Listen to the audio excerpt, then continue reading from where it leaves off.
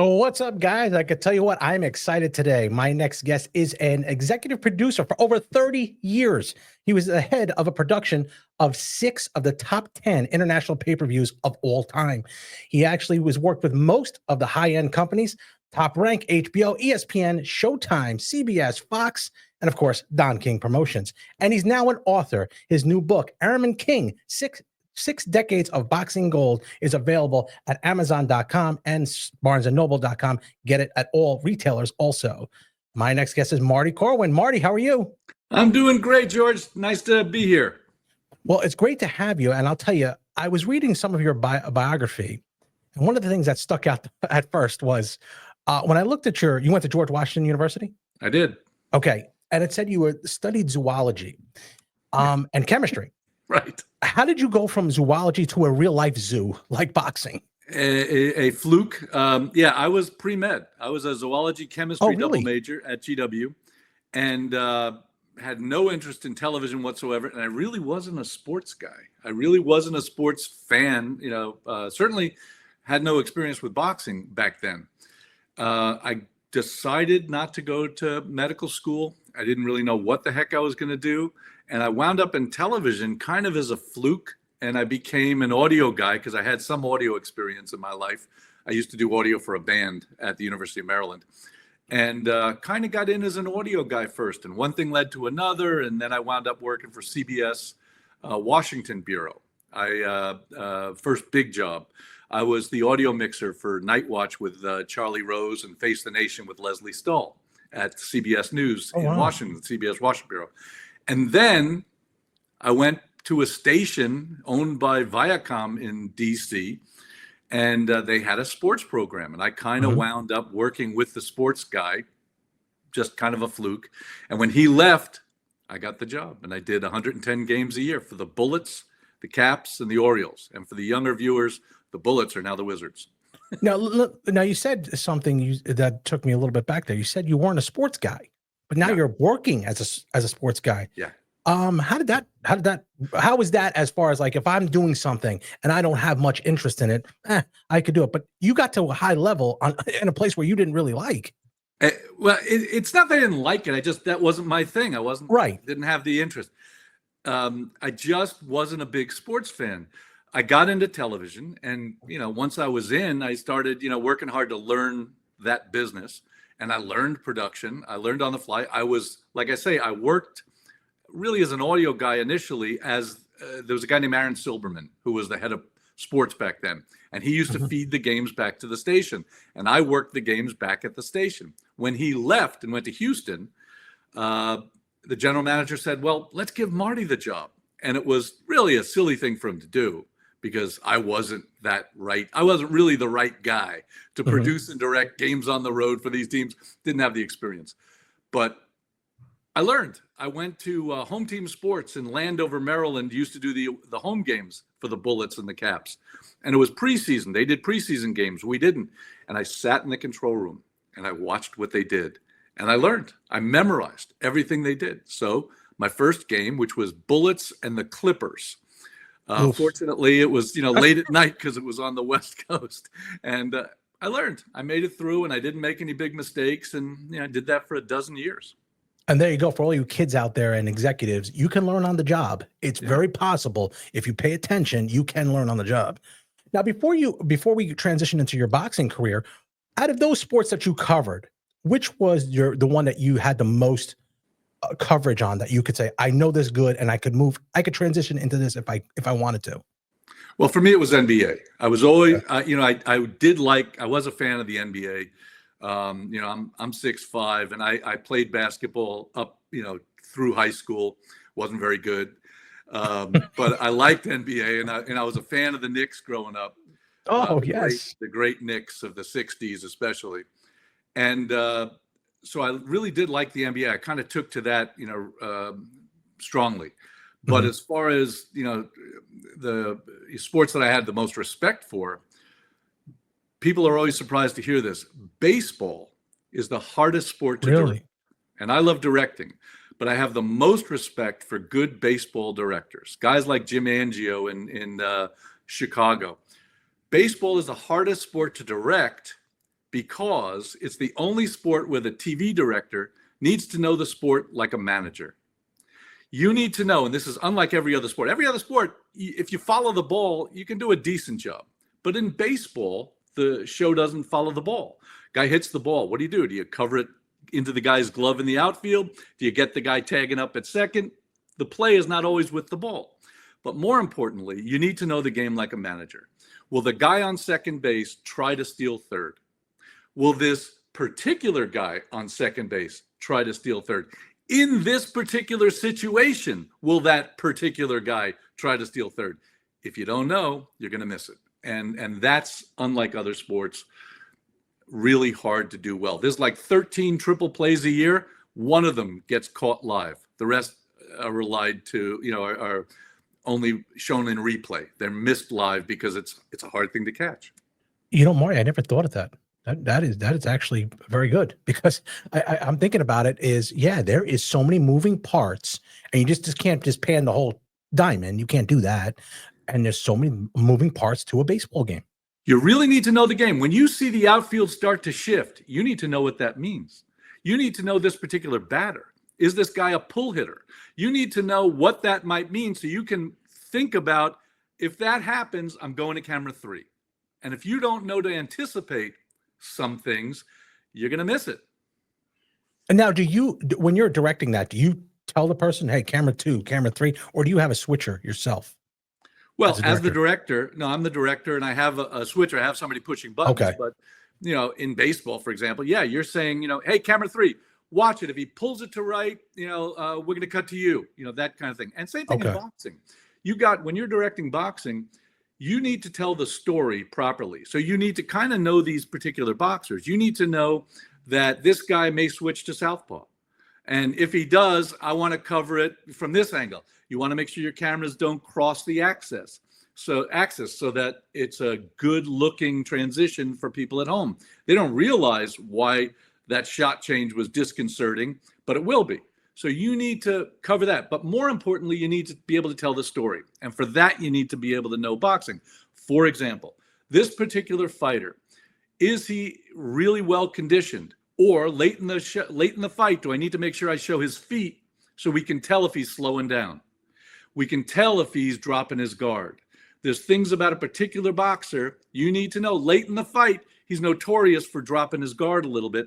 Let's see if we can show that so the play-by-play guy and the color guy get to talk about it. So let me ask you, your transition to boxing after that, was it a smoother transition than you anticipated? Or was this something that, because where did you say, well, boxing, that's because of the top of sports, boxing is like 5, 6, you know what I mean? As for entertainment, there could be one night where it could be spectacular, whatever, but to have your casuals they're gonna have to come to a big event. How did you transition to that? And at the time in the 80s and 90s, that for me is the golden era of my life. So those were boxing gold, as your book indicates. Yeah. So how was that transition for you to go to that sport? I got into it in 93. Oh, great year. That's when I started in boxing. And it was a very strange story, which is in the book. I didn't even know I got hired. I had no intention of working in boxing. When I, was called for an interview, they didn't tell me it was boxing. They didn't tell me it was Don King. They made up the name of a company called TVP, just made it up, and invited me down to Florida with some really good pre-publicity on the job that, you're going to be the head of the department, international travel, you're the boss, it's going to be a good salary, good benefits. I said, well, I got to go meet these people. And I went down there, and it turned out to be Don King Productions. And one of the first things I said was, look, I'm sorry, I don't want to waste your time. I'm not a boxing guy. I've never directed boxing. I'm really not a boxing guy.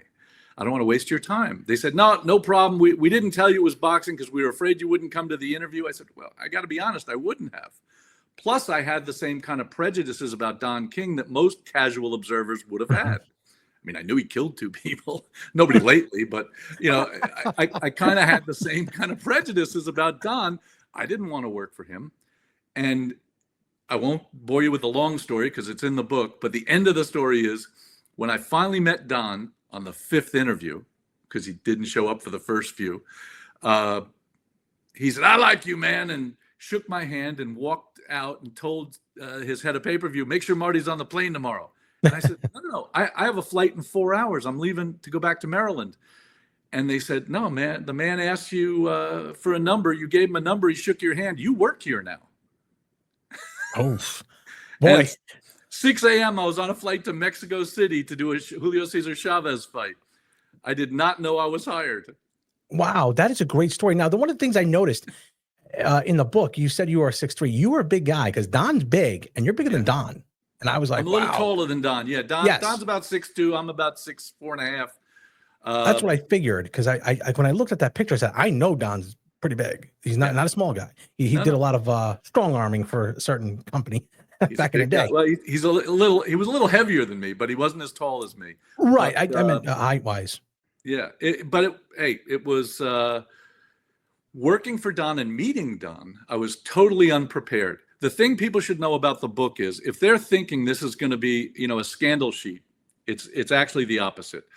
I do talk about the controversies that are involved with these guys, but I talk about them factually, but that's not the focus of the book. The focus of the book is, in my opinion, promoting is one of the hardest jobs imaginable. And these two guys were at the top of the industry, for King for several decades and Arum for 6 decades. And that is something that people should appreciate and respect. And I have great admiration for what they've accomplished. And I talk about what they've accomplished and some of these amazing fights. And what the publisher liked about the book, Roman and Littlefield published the book. They said, we don't do a lot of boxing books anymore, but this one, from the perspective of the TV producer, that's different. So there's also stuff in there about my 45 years in television and the evolution of sports television broadcasting, in addition to these two guys. And then there's some fun stories about stuff that happened on the road with a few beverages.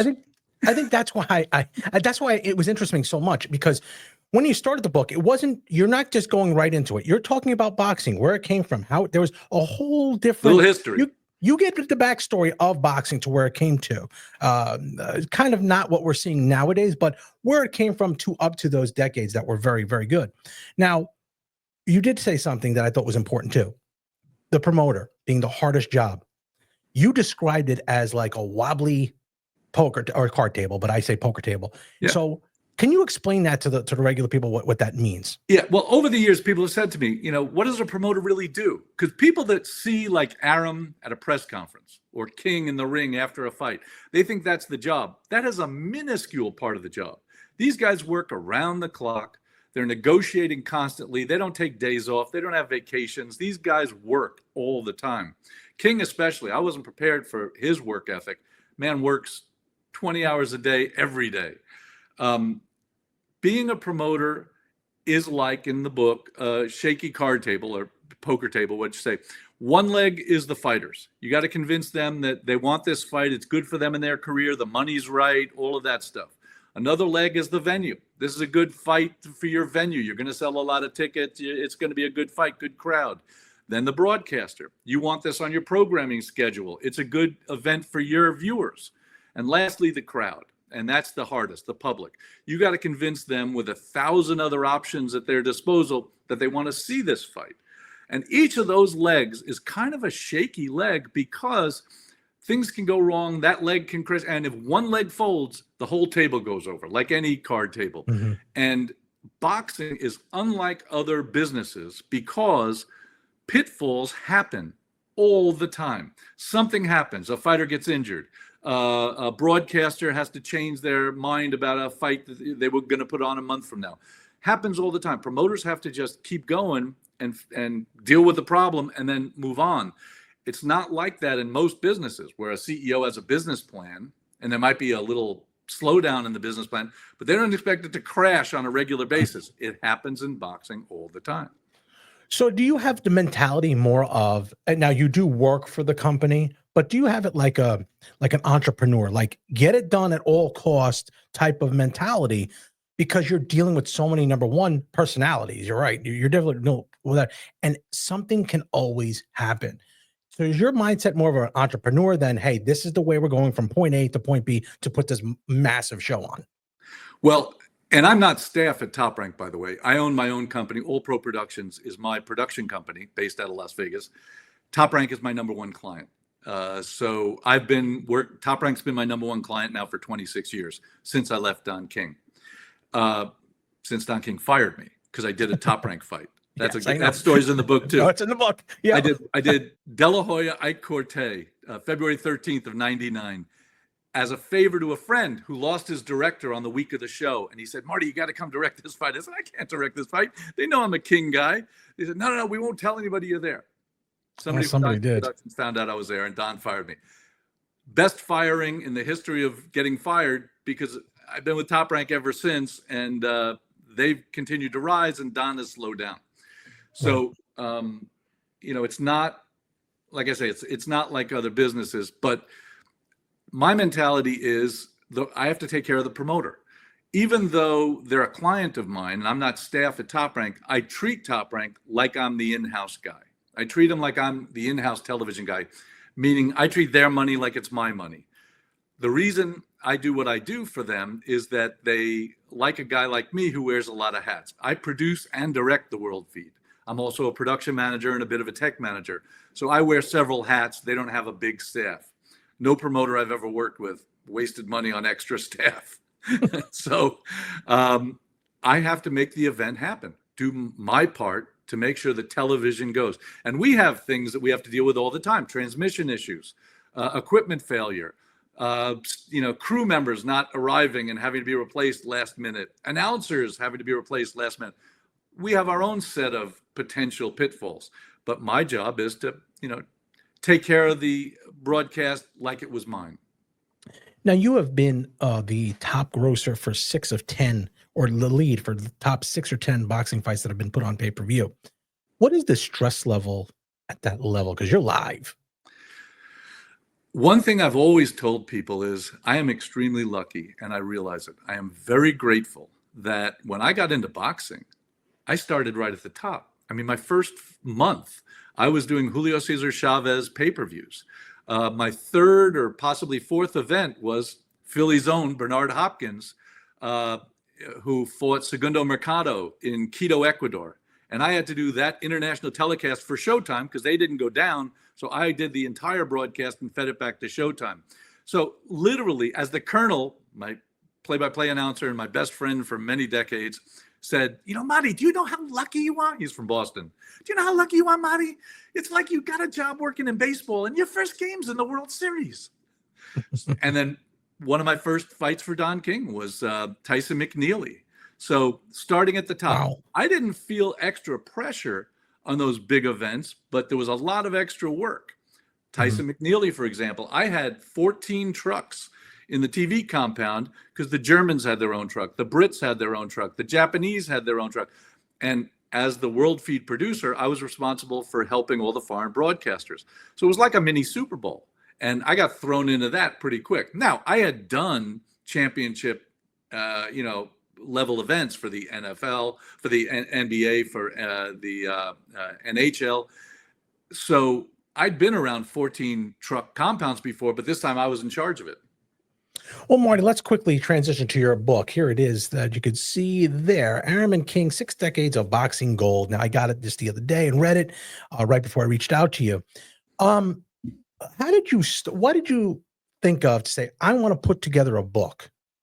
And how did you get these stories together? Because I'm trying to write my own book, and it's like all over the place. And I really don't have a history like you have. But how did you decide to yourself to say, I think I want to put this down on paper and get it out there to the public so that they can see? What was going through your mind? That way you could put this into a transition. Initially, I wasn't thinking anything about publishing a book. Initially, I was writing down some of the stories before I forgot them. And I was going to share them with friends. I mean, I'm getting older. I wanted to put some of these great stories about stuff that had happened to me in 40 years on the road and share them with my friends. And that was really my initial intention. I have a good friend named Dominique Biondi, who is a English professor, teaches creative writing at American University in DC, where I was at the time. And he said to me, he says, "Oh, you ought to get this published." I said, "Get out of here. Get it published. It's not, nobody's going to want to talk about, publishing this." And he said, "Well, send some letters."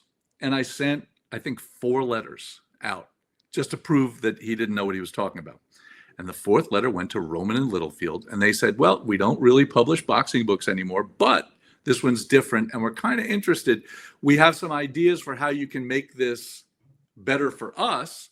And one of their big things was they wanted more of the biography of Arum and King, and less of it being about me, which I was okay with. You know, I'm not really a me guy, so I was fine with that. And that kind of transition, they gave me a great editor to work with, and she really helped me because I wasn't a writer, I wasn't an author. She helped me really work on it and make it flow better. Cut out things that should come out that weren't really boxing, and she smoothed it out and honed it out and made it readable. But like I say, I wasn't really looking to get it published. It was kind of a fluke. And you know, Mark Kriegel, who's a good friend at ESPN, who just wrote a great book on Tyson in 2 volumes, huge book on Mike Tyson coming out very shortly. Kriegel was like, and how many letters did you send out to get it published? I said, 4. 4? I hate you. His book is coming out soon. Yeah, coming. I saw the galley of volume 1. It's like 600 pages. It's huge, and he's going to do a second volume also. Yeah, and it's wonderful. I mean, Mark's books, you're going to love it. Now, I know you said that this isn't a tell-all book behind the scenes, but it's behind the scenes enough to know that this is what boxing is. And I'm friends with Tim Witherspoon, so I do know a little bit more about the Don King, kind of their antics. There were antics, and I'm not saying it's just what it is. It's out there. There's a full-blown documentary about it. So did you ever fear that if you put something out there, because obviously you working close with Bob Arum and you've worked close with Don King. Now, Don King and Bob, they're in their 90s. But did you ever think that you're putting something out there that if there was a story that you might have put down, you say, I don't know if I want to put this out there, but then they don't have a problem with it either way? Because a lot of this stuff, you have I'm lying today, but yesterday, but I'm telling the truth. You have the Don King history with the mafia, but that's all factual. Did you ever have reservations of saying, maybe I shouldn't put something like this out? I did think about that. But my absolute requirement from the start was to be honest and to tell the stories honestly. I don't ignore the controversies surrounding these 2 guys. I talk about them. I talk about Arum having to deal with the IBF scandal. I talk about King killing 2 people. As I said before, nobody lately. Yeah. But I describe them factually, the things they've dealt with, the controversies, and about people like Tim Witherspoon talking about Don King cheating him. There are different angles to look at different stories. And as a matter of fact, there's a story in the book I tell with a boxer I call Joe Boxer, and was he cheated if he, got walking around money leading up to a fight for advances, and then his contract said he had to pay for these things. Well, when the fight happened, he didn't get as much as he thought he was going to get, and he went to the press and he said, I was cheated. Well, was he cheated, or was he just outmaneuvered by a very strong, intelligent street hustler? That doesn't defend Don in saying that if he took advantage of a young fighter who did an agreement with him without a lawyer present, that's a good, ethical, moral thing to do. But did the guy get cheated? He was underrepresented. Let's say it that way. But I do talk about that in the book, and I try to talk about it honestly. For anything controversial, like the subjects I just mentioned, if I got information from a source, I always list the source. There are like 360 something sources that I footnote in this book so that you can go and read what I read in my research as to where I got that information from. Because if I didn't personally experience it, I always cite the source. Let me ask you, as you're going through here, and I know some of these stories are in this book, it's Arum and King, 6 Decades of Boxing Gold, available at any local retailers and Amazon.com and BarnesandNobles.com. Was there any event that if it could go wrong, it did go wrong, but it ended up, when you look it back, it's like, okay, it wasn't that bad, but anything that kept happening that you're like, this one is going to be one to write about? Well, actually, one of my favorite stories in the book is Bob Arum's first event. In 1962, I think it was March of 62, or I'm sorry, March of 66, when Muhammad Ali fought George Chuvalo in Toronto. That was the first event that Bob Arum promoted. And he says, and when I talked to him, he said it was the hardest event he ever did.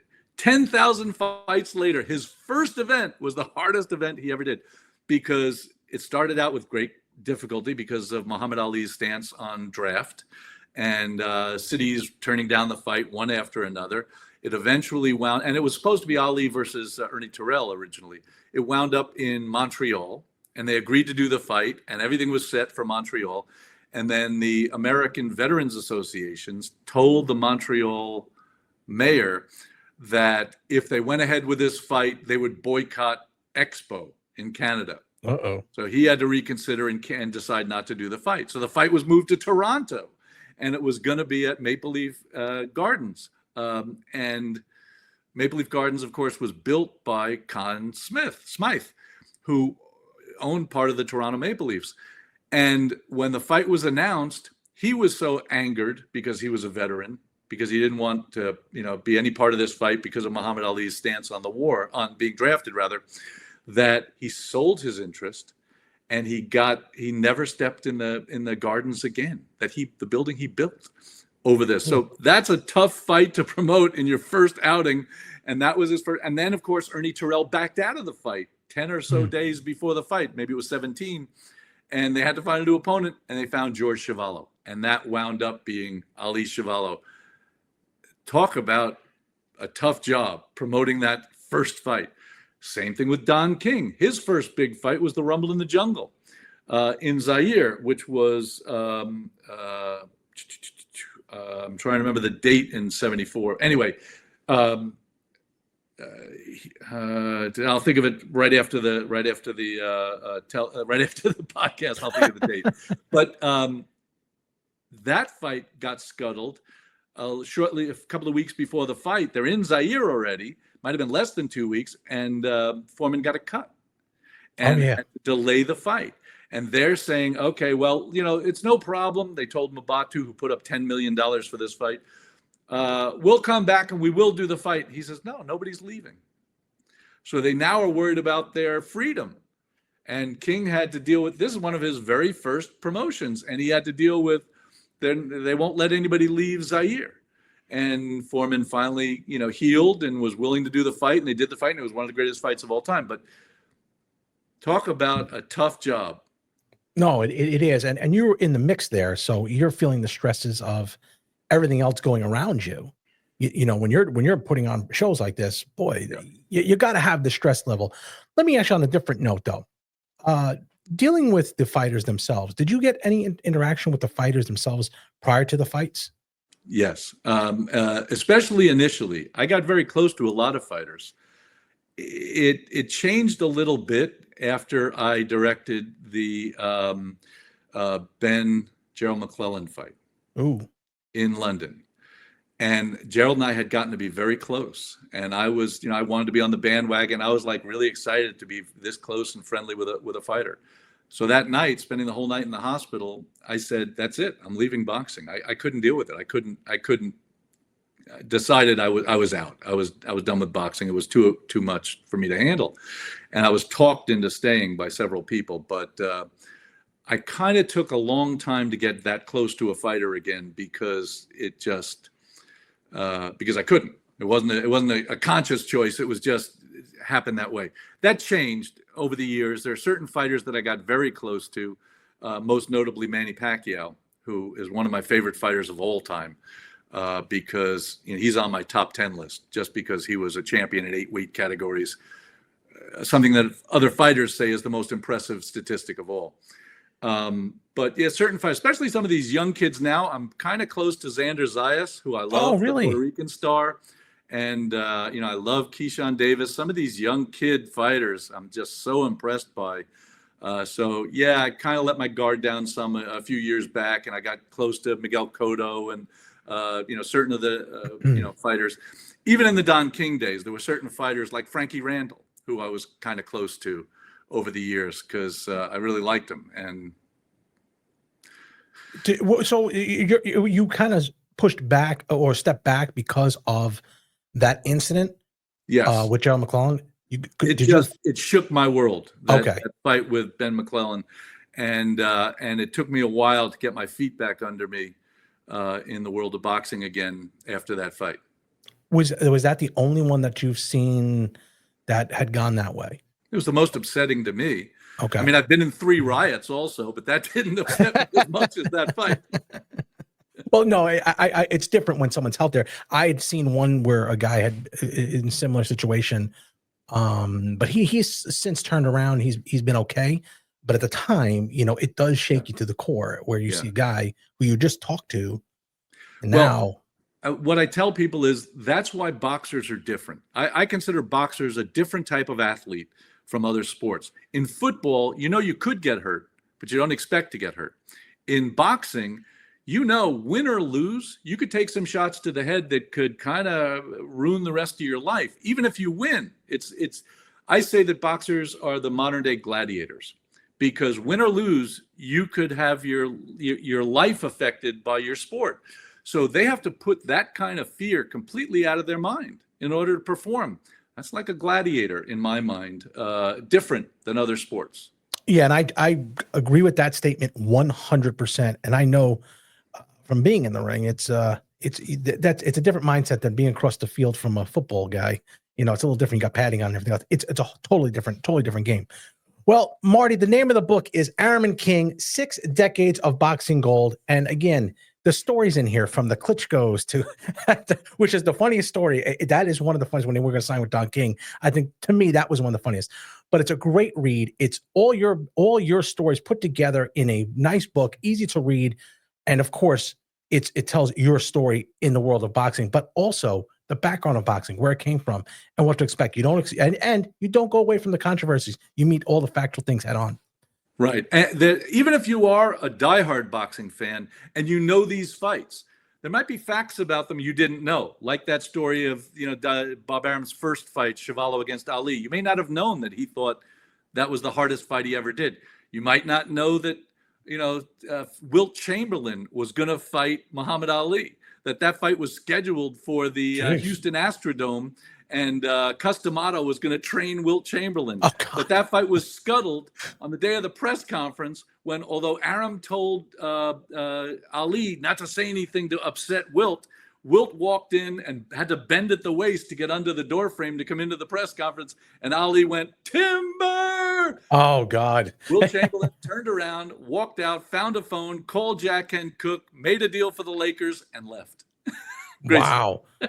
I tell you, all these stories are in this book. There is something for everybody in this book. It is a great book to read. It's available at Amazon.com, BarnesandNobles.com. And is there anywhere else they can get it at local retailers?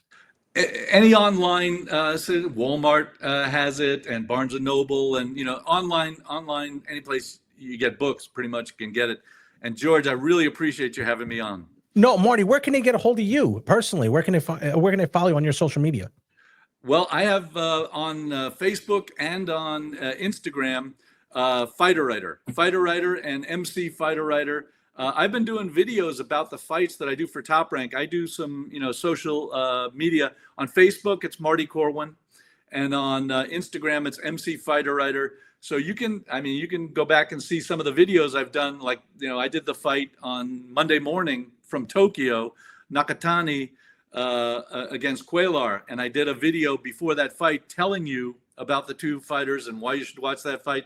I kind of do that before every Top Rank fight, and some of those, I hope some of them are interesting. They're all very interesting, Marty. And of course, it's nice to finally get to meet you. The book is enthralling. I love it.